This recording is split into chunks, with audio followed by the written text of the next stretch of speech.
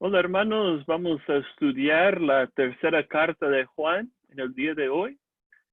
Es un privilegio seguir escudriñando las escrituras. Vamos a comenzar con una breve oración y luego leer la carta, es muy breve, y hacer algunos comentarios para que podamos entender el mensaje de esta epístola poderosa. Oremos. Padre Celestial, es un privilegio estudiar tu palabra en el día de hoy.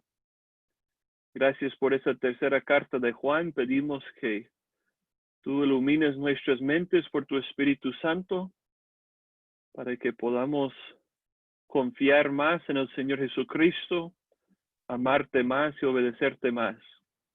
Gracias que tú que comenzaste la buena obra en nosotros, la perfeccionarás hasta el día de Cristo Jesús. Guíenos en este momento. En nombre de Jesús oramos. Amén. Entonces vamos a comenzar leyendo toda la carta. Es una carta muy breve, solo 15 versículos. Y luego haremos algunos comentarios sobre la epístola de tercera de Juan. Así dice la palabra de Dios. El anciano, a Gayo, el amado, a quien amo en la verdad. Amado, yo deseo que tú seas prosperado en todas las cosas y que tengas salud, así como prospera tu alma. Pues mucho me regocijé cuando vinieron los hermanos y dieron testimonio de tu verdad, de cómo andas en la verdad. No tengo yo mayor gozo que este, el oír que mis hijos anden en la verdad. Amado, fielmente te conduces cuando prestes algún servicio a los hermanos, especialmente a los desconocidos, los cuales han dado ante la iglesia testimonio de tu amor, y harás bien en encaminarnos como es digno de su servicio a Dios, para que continúen su viaje, porque ellos salieron por amor del nombre de Él, sin aceptar nada de los gentiles. Nosotros pues debemos acoger a tales personas para que cooperemos con la verdad.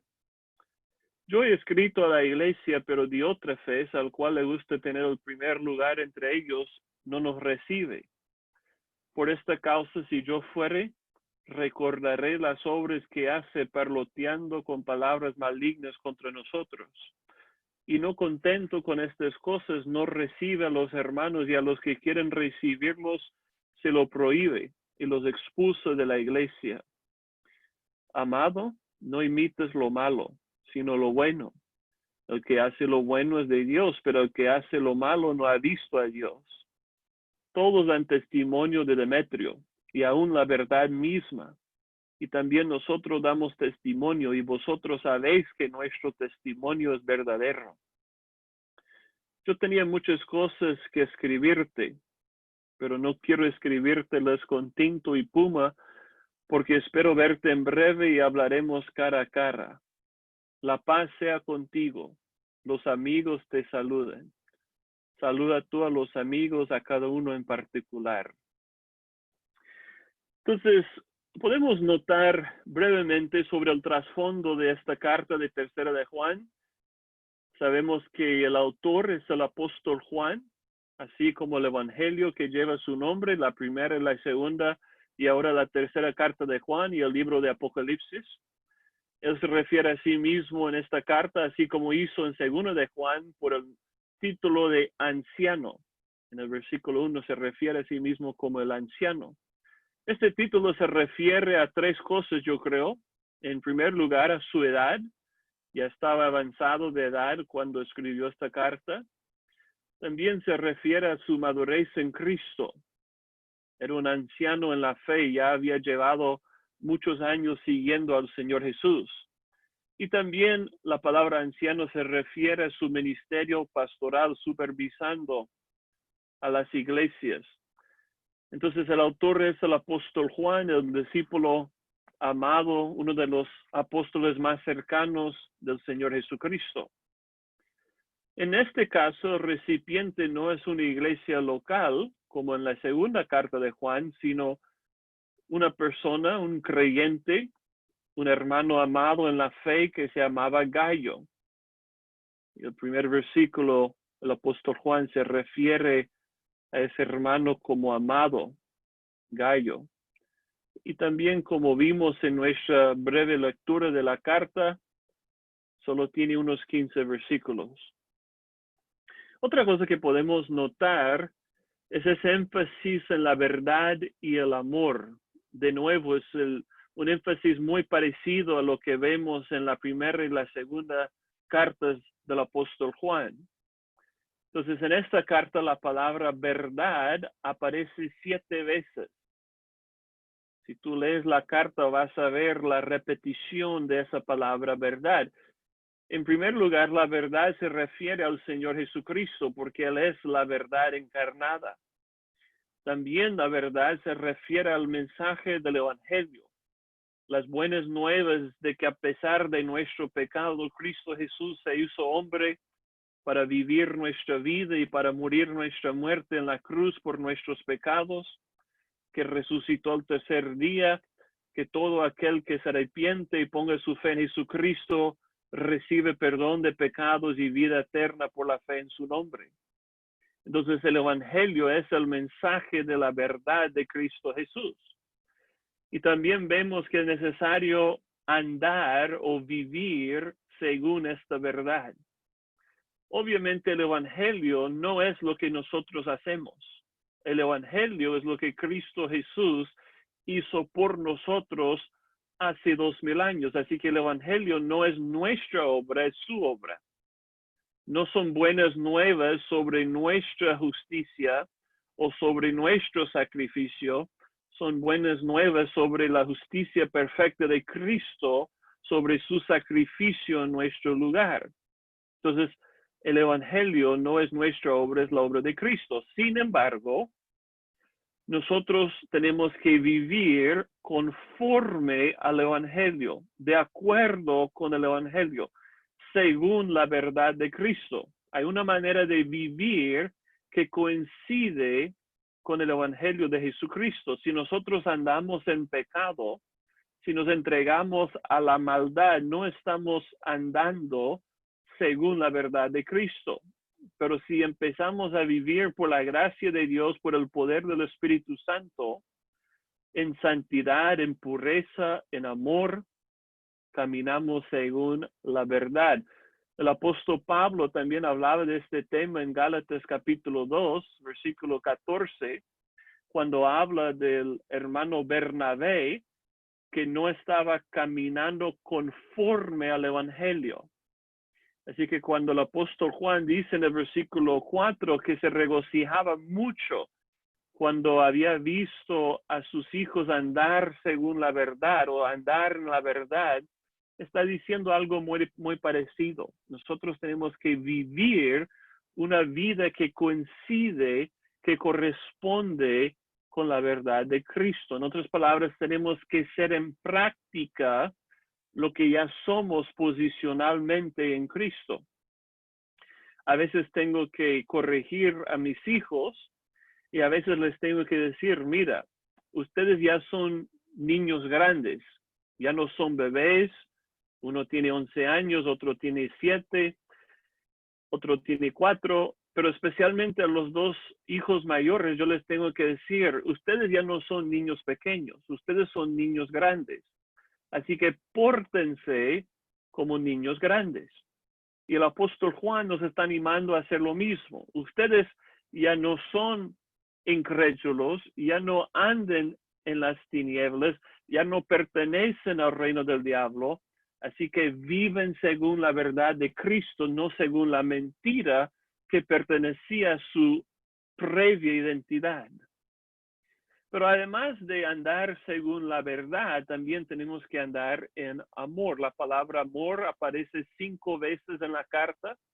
Varias veces el apóstol Juan se refiere a Gayo como amado, porque el apóstol amaba a su hermano en la fe y también le anima a andar en el amor, porque la verdad del Evangelio produce un amor sincero por nuestros hermanos. En el versículo 2 hay una frase que algunos han malinterpretado, como si enseñara el evangelio falso que se llama el evangelio de la prosperidad. En realidad no es un evangelio de prosperidad, porque los únicos que prosperen son estos falsos maestros que promueven la herejía del llamado evangelio de prosperidad. Pero el versículo 2 en 3 de Juan dice, amado, yo deseo que tú seas prosperado en todas las cosas y que tengas salud, así como prospera tu alma. Pero no debemos malinterpretar este versículo. Esa palabra prosperidad en 3 de Juan no se refiere a lo que muchos hablarían hoy como prosperidad. El apóstol Juan no está hablando de riquezas materiales, no está hablando de las comodidades de esta vida, no está hablando de las cosas mundanas. El apóstol no le está diciendo a Gallo, espero que puedas tener muchas teles, plasma y varias casas y los carros del último modelo y la ropa fina. No está hablando de este tipo de prosperidad económica que muchos pudieran pensar. El apóstol simplemente está deseando lo mejor para su hermano en la fe, incluyendo tanto su salud espiritual como salud física. Pues yo deseo que todos mis seres queridos tengan salud espiritual, que su alma pueda prosperar por la fe en Cristo. Y yo deseo que todos mis hermanos y mis seres queridos puedan tener buena salud, que no estén enfermos. Sin embargo, el versículo 2 no es una promesa. El apóstol Juan no le está diciendo a Gallo, si tú tienes suficiente fe, vas a prosperar y tener riquezas y salud perfecta y no tener dificultades en la vida cristiana. No es una promesa, es un deseo que todo le puede ir bien, tanto espiritual como físicamente. Mis hermanos, no hay una promesa de prosperidad material en esta vida para los cristianos. Dios nunca nos ha prometido en esta vida que nos vamos a enriquecer o que nunca nos enfermaremos o si tenemos suficiente fe vamos a poder conseguir cualquier cosa que nos gustaría tener. No hay promesas así en la palabra de Dios para nosotros en esta vida.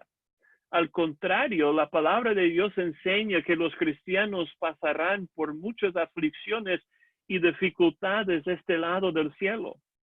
Los apóstoles dijeron a los primeros cristianos, es necesario que a través de muchas tribulaciones entremos en el reino de Dios.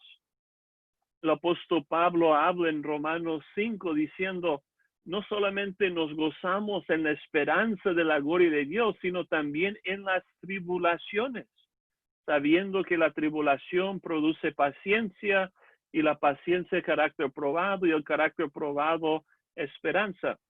Todos los apóstoles del Señor Jesucristo, además del Señor mismo, nos prometieron que íbamos a pasar por persecuciones, aflicciones, dificultades, tribulaciones en esta vida. Así que jamás debemos prometer a los cristianos de que si tienen suficiente fe van a tener una vida de lujos y de prosperidad material. Y además, una persona enfocada en estas cosas realmente ha perdido de vista la mayor bendición del Evangelio. ¿Cuál es la mayor bendición de ser salvo, de tener vida eterna, de creer en el Evangelio de Jesucristo? La mayor bendición es tener a Cristo mismo. No es tener riquezas materiales, no es tener salud física, no es tener comodidades y lujos, es tener a Cristo. Si nosotros tenemos a Cristo, tenemos lo mejor. Es algo que el dinero no puede comprar y también es algo que el mundo no nos puede quitar.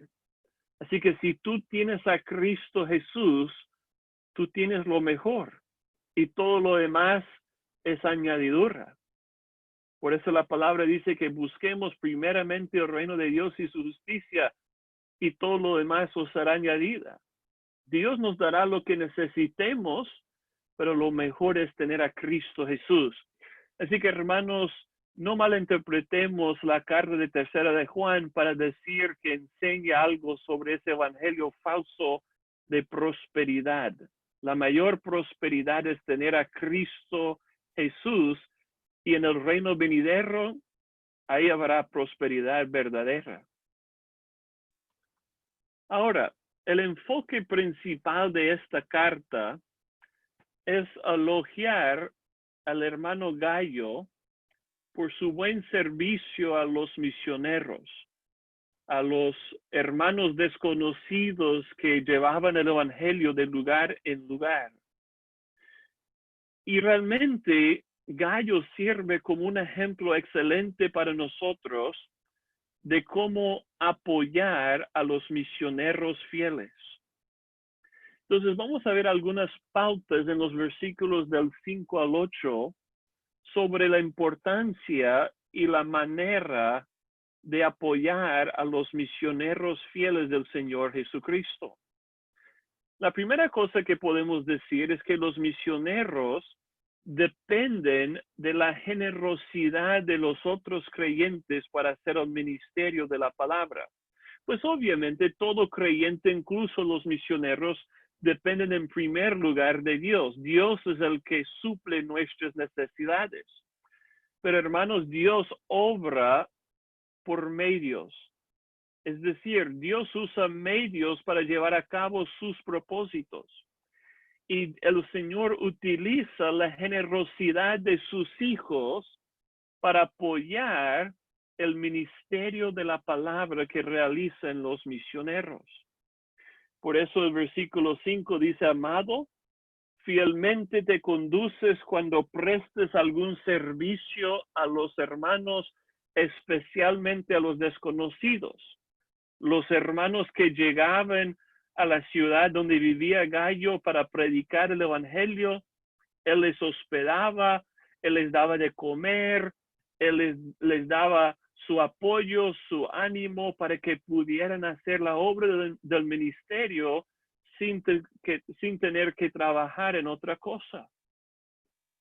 Y lo que eso puede enseñarnos, hermanos, es que la iglesia local debe estar estrechamente involucrada con los misioneros.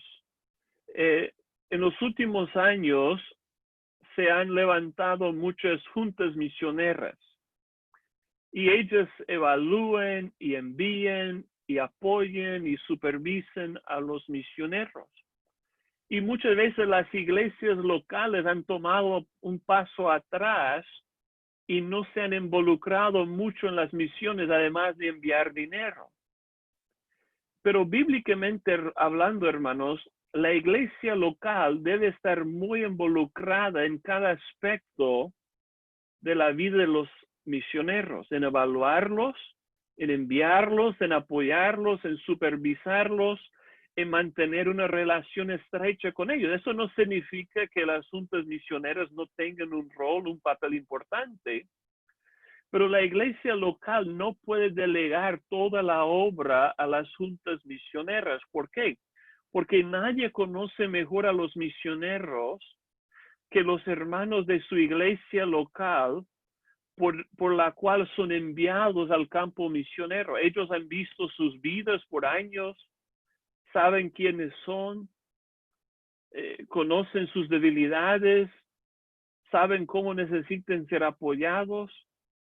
Así que si tú estás sirviendo en una iglesia local, especialmente si sirves como pastor o como líder de la iglesia, debes estar orando que el Señor levante obreros para enviarlos a las mies, pero también no deben delegar toda la obra de enviarlos a la junta misionera. La iglesia local puede evaluar la persona para ver si tiene el carácter, si tiene la competencia, si tiene la capacidad para ser un misionero. Debemos enviar los cristianos más fieles al campo misionero, no los peores. Pero además de evaluarlos y recomendarlos, debemos enviarlos y apoyarlos y también seguir involucrados en sus vidas mientras estén en el extranjero. Entonces, la primera cosa que vemos aquí es que los misioneros dependen de nuestra generosidad para que puedan dedicarse al ministerio de la palabra de Dios. La segunda cosa que vemos en el versículo 6 es que los misioneros deben ser apoyados como es digno de su servicio al Señor. El versículo 6 de tercera de Juan dice, los cuales, hablando de los misioneros, los cuales han dado ante la iglesia testimonio de tu amor, el amor de Gallo hacia ellos. Y harás bien en encaminarlos como es digno de su servicio a Dios para que continúen su viaje. Acuérdense que los misioneros eran itinerantes, es decir, viajaban de lugar en lugar. Y después de pasar varios meses o varias semanas en la ciudad donde estaba Gallo, iban a salir para llevar las buenas nuevas de Cristo a otro lugar. Una vez que habían enseñado la palabra de Dios, establecido la iglesia, entrenado los líderes, iban a continuar con sus viajes misioneros. Pero ellos necesitaban el apoyo de cristianos como Gallo para que pudieran continuar en su viaje. Así que Gallo ya les había mostrado el amor de Cristo al hospedarles, al darles de comer, al abrir su casa, al ayudarles durante su estadía en la ciudad. Pero ahora el apóstol Juan le anima a encomendarlos, a enviarlos, y él dice cómo es digno de su servicio a Dios. Los misioneros no están sirviendo solamente a los hombres, aunque deben ser servidores de los hombres, ser siervos de la palabra, pero en realidad están sirviendo al Señor. Por eso en Mateo capítulo 10, el Señor Jesucristo decía, el que les recibe a ustedes, a mí me recibe. Y el que me recibe a mí, recibe al que me envió. Pero el que les rechaza o desecha a ustedes, a mí me rechaza, a mí me desecha. Así que la manera en que nosotros tratamos a los misioneros, así estamos tratando a Cristo. Por eso, hermanos, no debemos pagar a los misioneros menos que a otros ministros de la palabra, menos que a los pastores o otros ministros. Muchos piensan, los misioneros no necesitan dinero para hacer la obra del ministerio. Al contrario, necesitan muchas veces un poco más porque tienen que trabajar con visa, tienen que arreglar papeles para irse a otro país. Hay muchos gastos involucrados en la misión de la palabra. Y no debemos ser tacaños o codos o estrictos con nuestra generosidad hacia los misioneros. Debemos encomendarlos como es digno de su servicio al Señor. La tercera cosa que vemos es que el motivo de los misioneros debe ser gratitud por el amor de Dios en Cristo. El comienzo del versículo 7 dice, ¿por qué debemos apoyar a los misioneros? Dice, porque ellos salieron por amor del nombre de Él. ¿Por amor del nombre de quién? Del nombre de Cristo Jesús. ¿Por qué los misioneros están dispuestos a sacrificar sus vidas? Sacrificar tiempo con su familia extendida, sacrificar tiempo en su propio país para ir a otro lugar y predicar el Evangelio de Jesucristo. ¿Por qué estarían dispuestos a aprender un nuevo idioma, a comer comidas que tal vez no les gusta tanto, a aprender nuevas costumbres, nuevas preferencias, nuevas maneras de vivir en otros lugares? ¿Por qué estarían dispuestos a sacrificar sus vidas para llevar el Evangelio a personas perdidas en otros lugares? ¿Cuál es el motivo? El motivo es el amor de Cristo Jesús. Cuando ellos contemplen lo que Cristo Jesús hizo para sacrificar su vida por nosotros, eso es lo que les motiva a llevar el Evangelio a los que no conocen al Señor todavía. Cuando ellos contemplen que el primer misionero fue el Señor Jesucristo. Él es el que dejó su tierra natal, el cielo, para venir a una tierra extranjera, nuestra tierra, para que Él pudiera vivir nuestra vida y morir nuestra muerte. Él vino para buscar y salvar a los perdidos. ¿Cuánto sacrificó el Señor Jesucristo para que nosotros pudiéramos ser salvos y justificados delante de Dios? Él sacrificó todo. Estuvo dispuesto a humillarse para vivir como hombre en la tierra. Él pasó por hambre, por sed, fue rechazado por los hombres, fue ejecutado en una cruz romana, se humilló hasta la muerte y la vergüenza de la muerte de cruz para salvarnos a nosotros.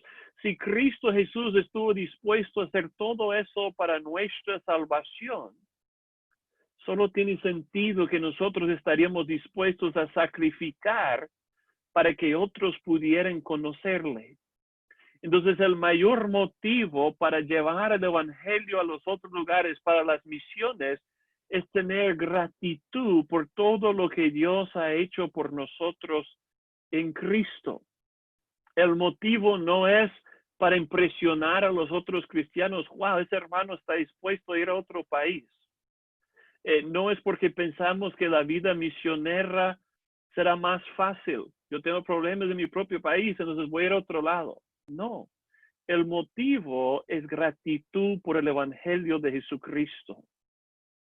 La cuarta verdad es que los misioneros no deben tener que depender de los paganos, de los inconversos para sus necesidades. El final del versículo 7 dice, salieron por amor del nombre de Él sin aceptar nada de los gentiles. Los gentiles se refiere a los paganos, los inconversos, los incrédulos. La palabra de Dios enseña que el obrero es digno de su salario. Son las palabras de Cristo mismo. Entonces, si alguien es un obrero en el evangelio, un misionero llevando el evangelio a lugares donde no se ha predicado, esa persona no debe tener que depender de los inconversos para su sustento. No debe tener que trabajar en el campo o en otros lugares para poder pagar lo que necesita pagar. Él debe tener apoyo de la iglesia para trabajar en el ministerio de la palabra. Hay misioneros que han decidido ser bivocacionales, es decir, trabajan tal vez como maestros o como médicos o en otros campos, porque es una manera de entrar en lugares donde no permiten que los misioneros entren de forma tan notable.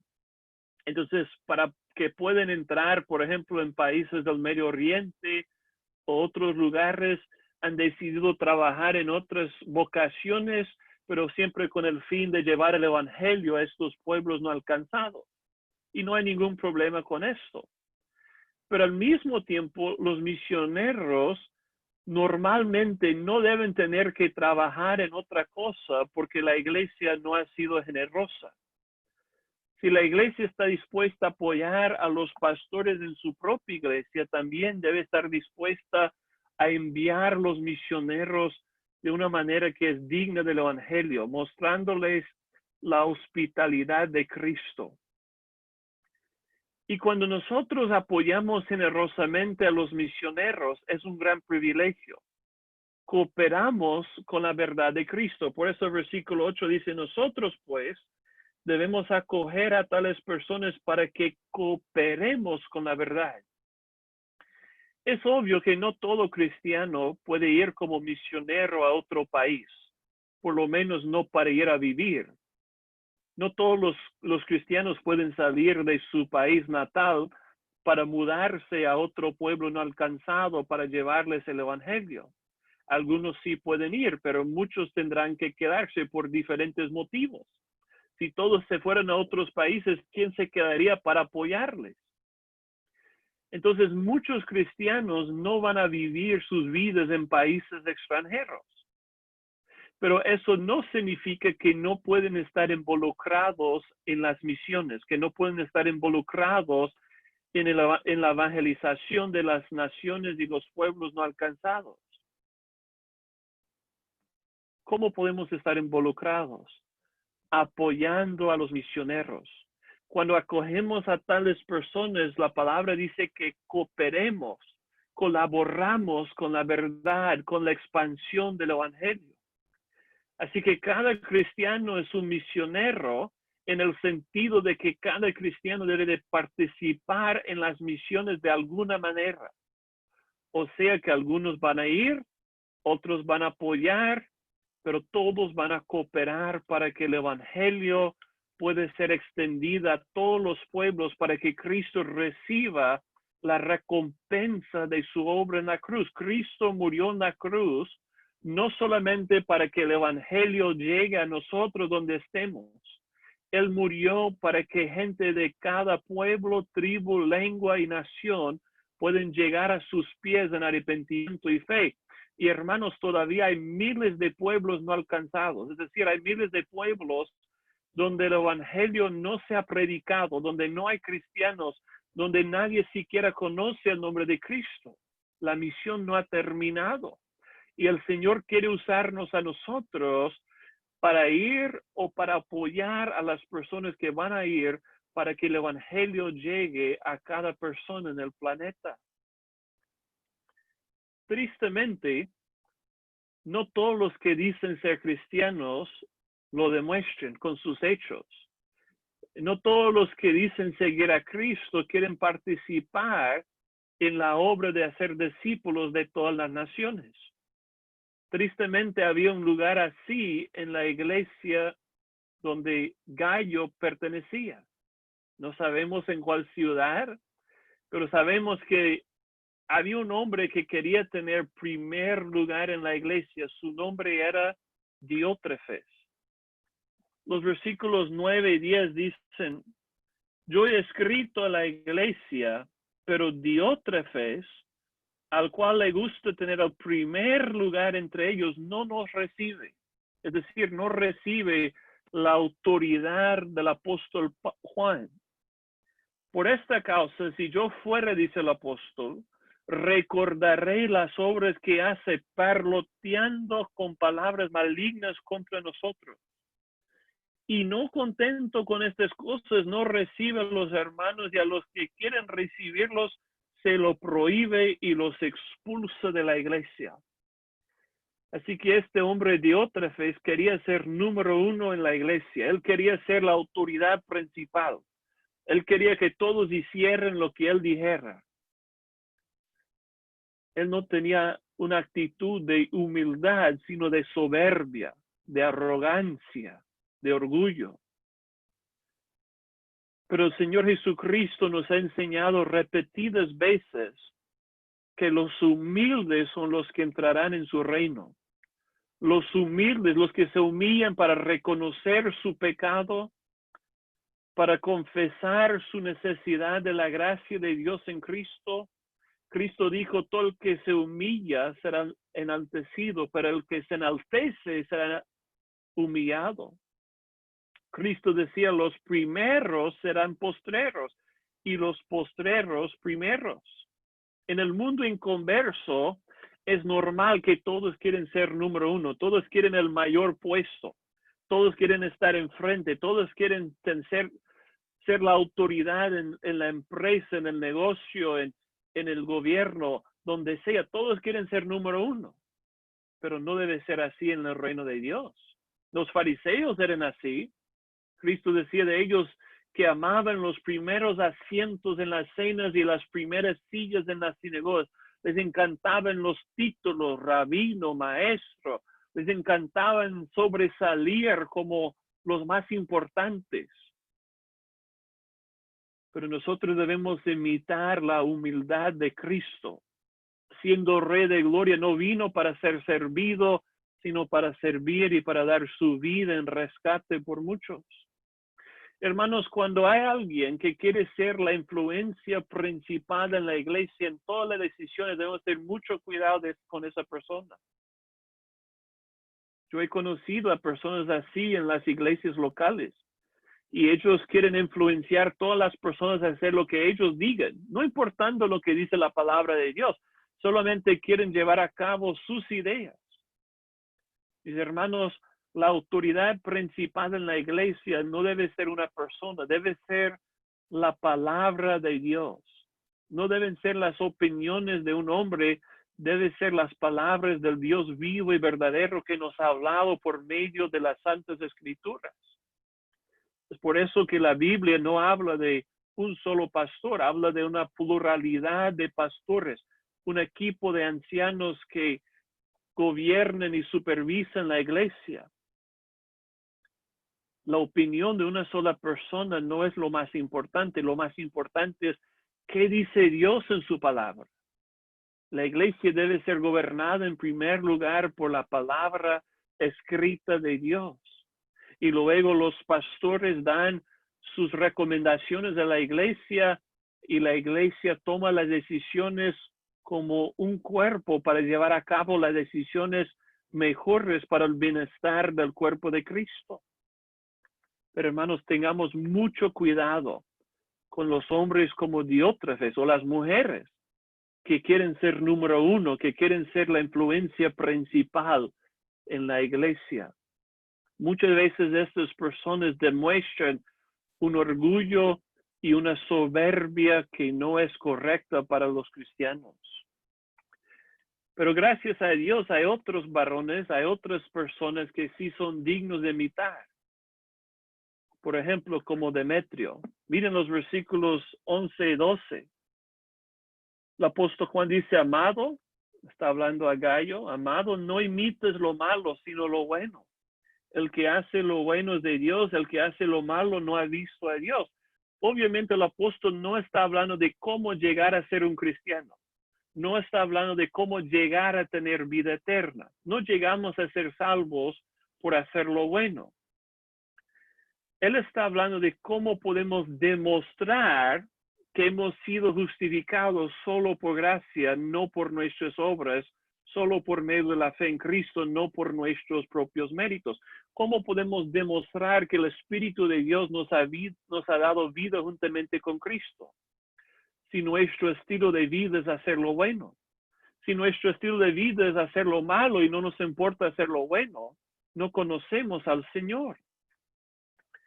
Por eso el versículo 12 dice, todos dan testimonio de Demetrio y aún la verdad misma, y también nosotros damos testimonio y vosotros sabéis que nuestro testimonio es verdadero. Diótrefes era un hombre que nadie debía imitar, pero Demetrio es totalmente al opuesto. Él anda según la verdad de Cristo. Él ama a los hermanos en Cristo. Él apoya a los misioneros. Él sirve al Señor con humildad. Y todos los hermanos están de acuerdo en su testimonio. Dice, todos dan testimonio de Demetrio. La verdad misma da testimonio. Nosotros damos testimonio.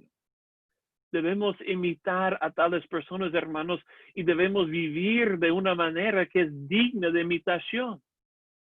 Algunos cristianos dicen con una humildad fingida, yo no quiero que nadie me imite a mí.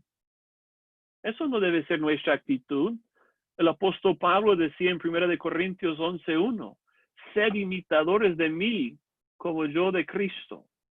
Nosotros imitamos a Cristo para que otros nos puedan imitar a nosotros y nos van a imitar, especialmente si estamos en el liderazgo de la iglesia.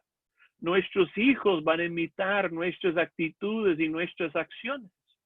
Así que, hermanos, vivamos en la verdad, en el amor, para que otras personas puedan imitar nuestras vidas como cristianos.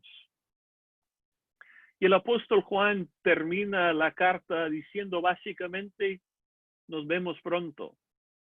Nos veremos pronto. Los versículos del 13 al 15 dicen, yo tenía muchas cosas que escribirte, a Gallo, pero no quiero escribírtelas con tinta y pluma.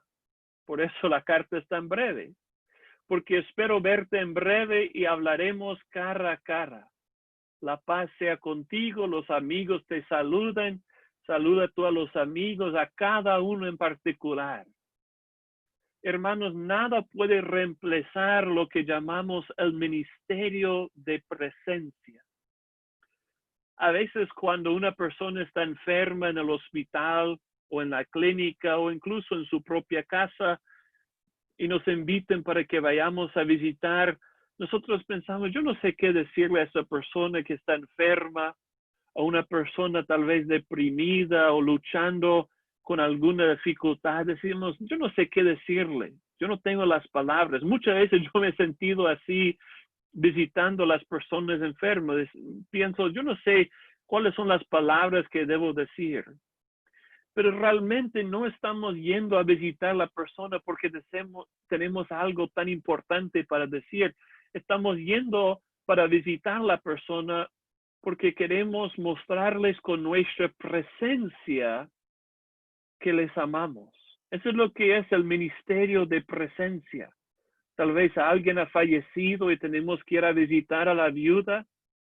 Esa viuda no necesita nuestra palabrería, lo que necesita es nuestra presencia, un abrazo, estar con esa persona.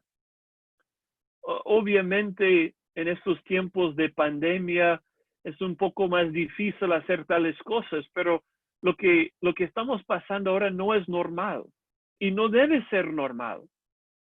A veces podemos conectarnos por las redes sociales, por el WhatsApp, por el Zoom, pero quiero decirles, hermanos, el Zoom no es un reemplazo por la presencia.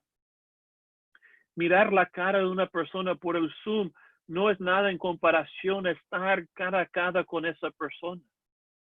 El apóstol Juan reconocía eso. Escribirle una carta a Gallo era lo mejor que el apóstol podía hacer, pero él anhelaba el día que podía llegar a estar con él y hablarle cara a cara, darle un abrazo y compartir con él.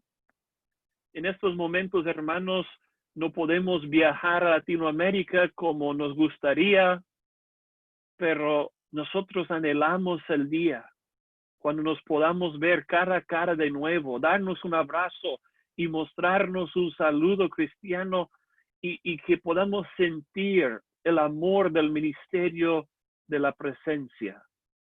Así que, hermanos, yo he tenido muchas cosas que decirles, pero yo espero que pueda verles pronto y hablaremos cara a cara. Que el Señor les bendiga.